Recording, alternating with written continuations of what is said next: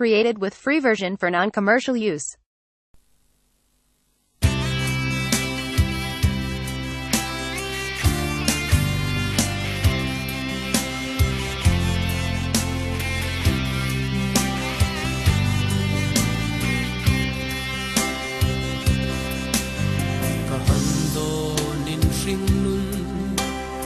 Zin na ramahian lun ture om silo an voral le mai thi ma se chin lem nei lo tu am na sual puarin mitin re te thin lung alo dang zota e ro re na mi a chua Beram no lalpa nam tin ti tin trong tin an din puang don sia tu ponun na bua ming chuang lo a piang suan cha tuan sem mun mei pui an chang ngei don ani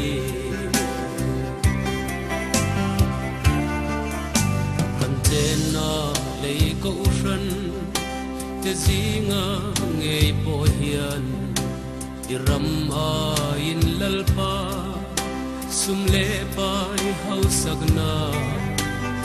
tu an tam ta e eng tin nge ni ang le i ram tan ti in an ma ni tan an sing thin ro re Nania chua beram no lalma nam tin che tin trong tin an din puang don sia tu bonun na bua ming chuang lo a piang chuan cha tuan sem kun mei pui an chang ngei don ani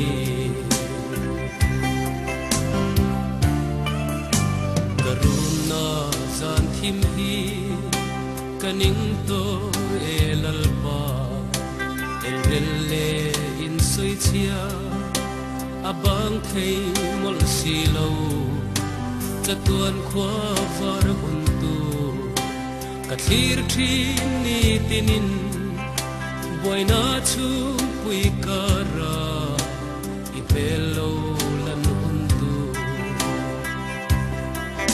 ro re Nania chua beram no lalma nam tin chi tin trong tin an din puang don sia tu ponun na bua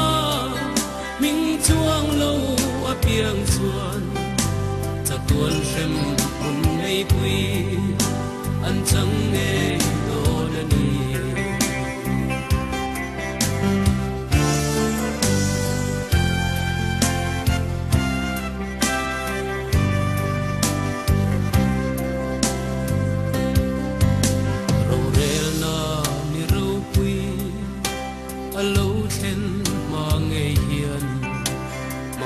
na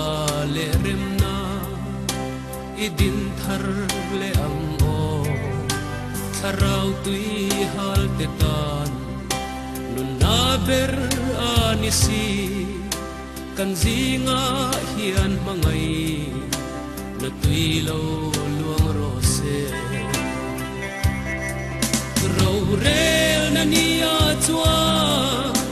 beram no nam tin chi tin trong tin an in puang don sia tu ponun na bua ming chuang lo a piang chuan cha tuan sem un mei pui an chang ngei don ani